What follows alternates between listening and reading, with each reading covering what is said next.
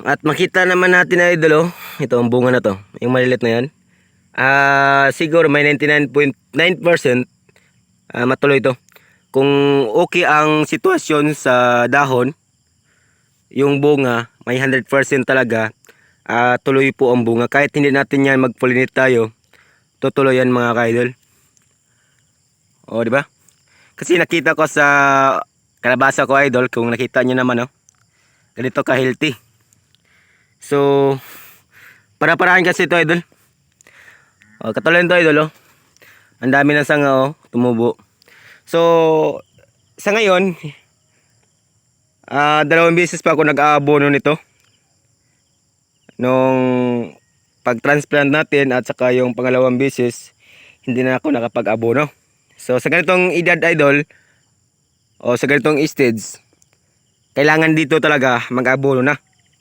Kahit sabihin natin, mataba siya, huwag tayong kampante sa ating mga ginagawa idol.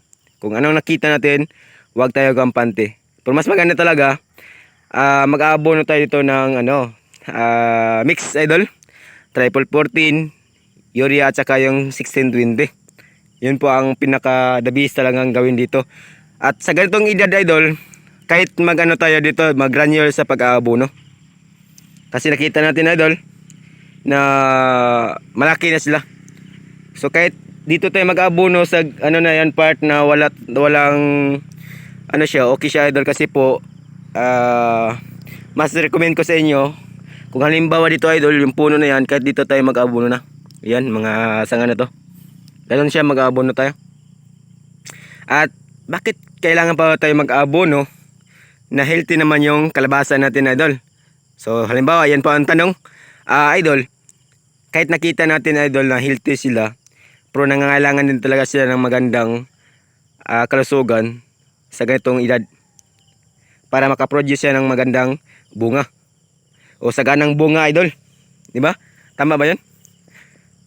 Kahit ganito nakita natin okay siya idol, pero mas maganda talaga na abonohan rin natin kahit 3 beses idol. Simula nag-transplant tayo, nung nag-abono kasi ako dito, drenching yun, kumbaga tinutubig ko idol, sa bawat puno. So nakakatipid ako nun. Tapos pangalawa, ganoon din, drenching pa rin. So sa ganitong edad idol, pangatlong beses na mag-aabono, kahit granyo na lang yung kumbaga nilagay na yung dito, hindi na idaan sa tubig. So yun po ang masasabi ko lang dito, or ma-share ko sa inyo ang aking mga pamamaraan. So kung nakita nyo idol, ganyan, tapos dyan may mga tanim na rin tayo na maliit pa idol. So hindi ko to nasabay sa pagtanim kasi po alam nyo na idol, hindi tayo sagad sa trabaho. Ang trabaho natin, katulad nito ngayon idol, maaga pa lang nandito na tayo, nag-checking tayo sa area natin, at mga 2 oras o kaya 1 kalahati uwi naman ako idol. Buo na yung araw ko. So dito tingnan natin sa dulo para ipapakita ko sa inyo idol ang aking mga tinatanim tong kalabasa katulad niya idol. Mas maganda kasi idol, or ang masabi ko lang po sa kalabasa idol, pag natanim tayo, ang importante dito yung puno lang. Once na mag-starting tayo sa pagtanim, ang kailangang linisan yung puno lang muna.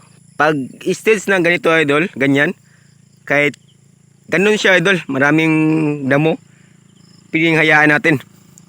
Kasi po dyan po siya kumapit sa mga damo. At protection din yan sa init or sa ulan mga ka-idol. Kaya yun, yan po ang i-recommend ko sa inyo. Kahit hindi malinis yan ang kalabasa. Dito naman sa okra ko, ganito na siya.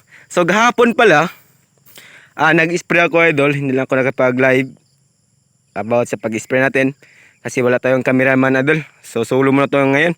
At ito naman ang maging resulta niya. Okay naman, oh, di ba? Okay siya. So nung nakarang linggo kasi idol, Sabado, Linggo, hindi ako nakapag-spray dahil po sa sitwasyon na sa ating panahon, medyo makulimlim, kaya hindi ako nakapag-spray. Kaya gahapon, araw ng Miyerkules, dahil po nag-harvest tayo tuwing Miyerkules, so after hapon idol, nag-spray ako isang beses. Kailangan talaga sa isang linggo, isang beses tayo mag-spray. Yan po ang masabi ko lang po sa aking pamamaraan. So dito, balik tayo sa kalabasa mga kaidol. So dito, may mga kalabasa rin tayong tanim nito. So ganito na po ang sistema. So di ba? Ang dami na talaga idol, pero ang tanim ko dito idol, isa-isa lang yan idol. Isang puno lang yan, pero ito, ang dami ng sangaw. So kung i-compare nyo, ang halimbawa idol, kung nagtanim tayo ng isang puno, kung hindi natin mag-pruning, tuloy-tuloy lang yun yung tubo niya.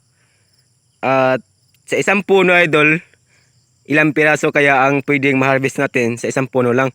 Samantala kung nag-pruning tayo, kung ilang sanga ang na-produce, ganoon din kadami kung ilan ang pwede natin ma-harvest sa isang puno mga kaidol. Parang ganoon siya. So ang dami namang damo dito, di ba? Hinayaan ko na talaga ang damo na yan. Yan po ang naging protection sa ulan at saka sa init. Yun po ang masasabi ko lang tungkol dito. So yun. Hanggang dito lang muna ang update natin tungkol sa kalabasa at dito sa okra natin. Ganito na po siya. Okay talaga siya idol.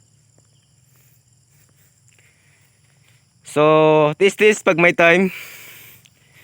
So ganun siya. Paraan talaga ang kailangan dito. Hindi yung puro tingin na lang.